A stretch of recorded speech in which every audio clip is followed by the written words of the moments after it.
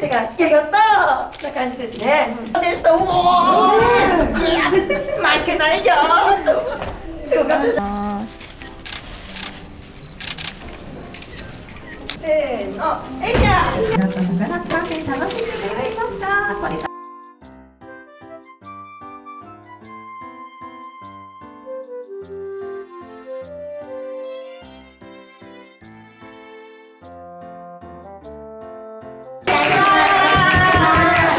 これギョギョッとサカナスタこんなサカナスター展ができるなんて思っていなかったので、すごい嬉しかったです。海洋研究開発機構ジャムステックの野牧と言います。私、深海の生物とか深海の環境を研究してるんですけども、今回は深海の模型とか、あと深海で拾ってきたゴミなんかもありますので、この番組の中で登場しました、お魚ちゃんの剥製、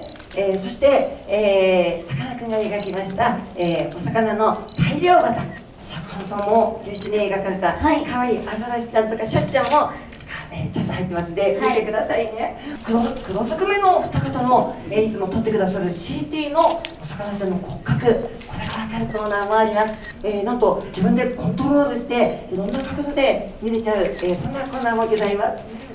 海洋プラスチックごみが今大変な海の、環境問題にもなっているということも学ばせていただくことができます。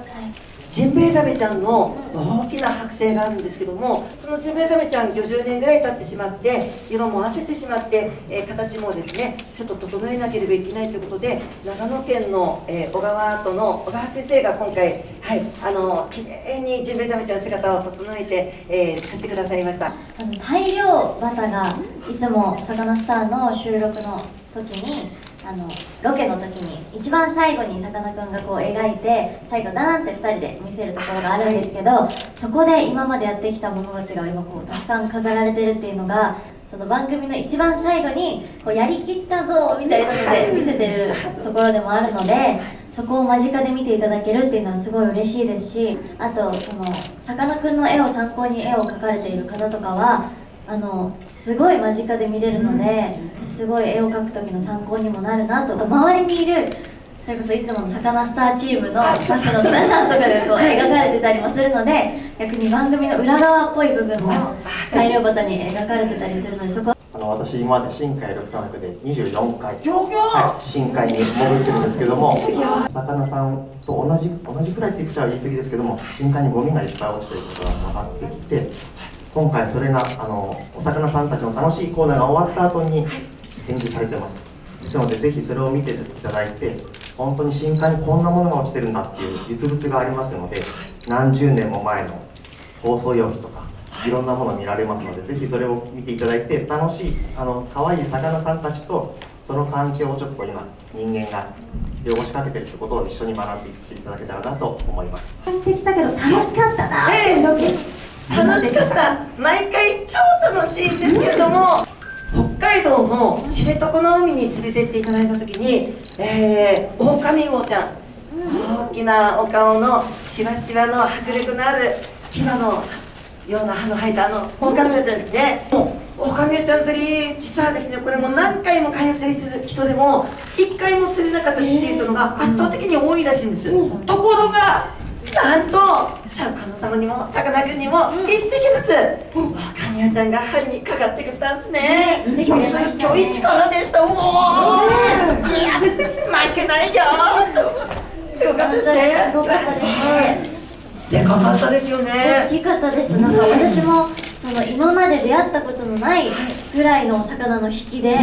もう海に飛び込んでもいいぐらいの勢いで私もこう頑張って釣り上げてました。後でいただいたんですけど美味しかっ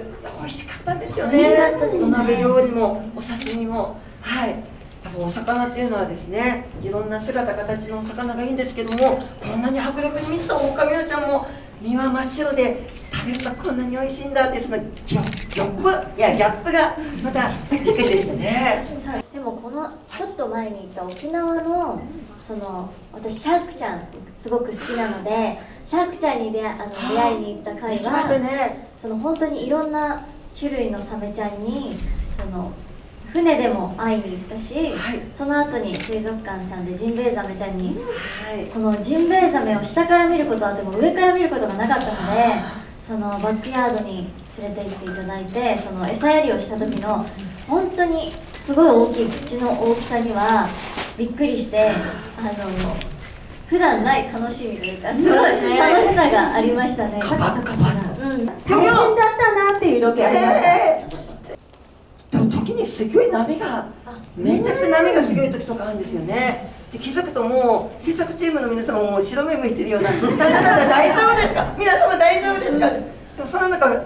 さんすごいんですよね。私はね、船でも言わず荒れてる海がすごい好きで、強いんですよ。このアトラクション感覚でそういるので、めちゃくちゃ喜んでる。一番船の一番先頭にこう立ってすごい楽しんでるんですけど、ウツボちゃんの量とかも結構入れましたよね。そうですね。はい、穏やかな時もあれば三角波のような近い時もあったりはするんですけども、でも危険がないようには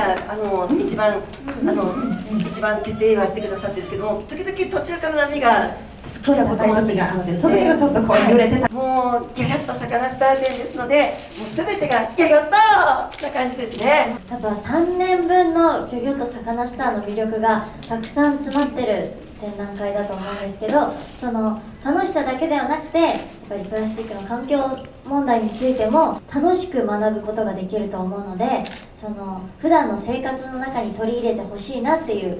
先生、はい、何ですか？これ先ほど深海にゴミが落ちてると話しましたけど、はいこれ砂浜で拾ってきたゴミ。これ実は人工芝なんです。ギョギョッと人工芝。相模湾とか東京湾の海岸だとこれがいっぱい落ちていて、マイクロプラスチックになって川を流れて砂浜にいっぱい溜まってるんですね。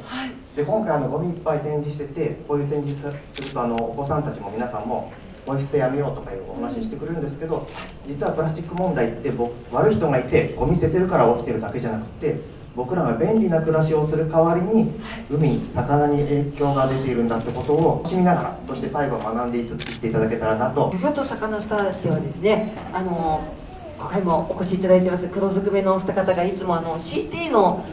お魚ちゃんの骨格を見せてくださるんですね。そうすると「ああこんな骨だったのか、あこういう口の構造だったんだね」とか、その今まで見えなかったその骨格の構造っていうのがすごく分かって、お魚っていうのは骨からすごいんだっていうことが、やっぱりこれは今まで私も全く見てこなかった世界なので。その子たちが生まれて最後私たちが美味しくいただくところまでをこう一つの番組にしているので、その今まで見ていたお魚を食べるっていうのが本当に美味しいのかなとかすごい最初は思っていたんですけど、どの魚もすごく美味しくて、それぞれの魅力があったりとか、その生活だったりとか、その育ちを見ることもできるので、その普段見るだけのお魚をこう食べることだったり、自分で釣ってみたりすることで、そのいろんな見え方ができるっていうのは、お魚が特に生き生きする瞬間っていうのは、私たちも同じだと思うんですけども、お腹が減ってる時なんですね。でお腹が減ってると「あお腹減ったな、今日はどんな献立かな、わあ今日はイカナゴだ、今日は紫貝だ」と、そのお魚ちゃんが食事の時、これがよく輝いてるんですね。お食事の時間に合わせて水族館さんで、ワクワクこう待ってると、こう食事が餌が出てきて、それぞれのお魚さんが「おおやったぞ!」と水面に行く魚もいれば、下まで落っこってくるまでじっと待ってる魚もいたり、砂からドラッと飛び出てくるような魚もいたり、それぞれの食事方法っていうのが違いますので、やっぱその水族館さんではお食事の時間をぜひとも、合わせてご覧いただくっていうのはすごくおすすめだと思います。さかなクンが番組内で言ってくれた情報とかをうっすら記憶の中で少しでも覚えていたら、それをそのお魚を見た時にスンって思い出せるんですよ。なんだろう、スンって思い出せるんですけど、なんか結構私はさかなクンに教えてもらったお魚をその水族館で実際に自分一人で行った時に見て、あ、さかなクンこう言ってたなって思い出すことが多いので、意外と小さい水槽だったり小さいところにいるお魚たちもじっくり見てみると、いろんな可愛い名前のお魚とかもすごいあるんですよ。なので英名を見るのが私は結構好きかなと思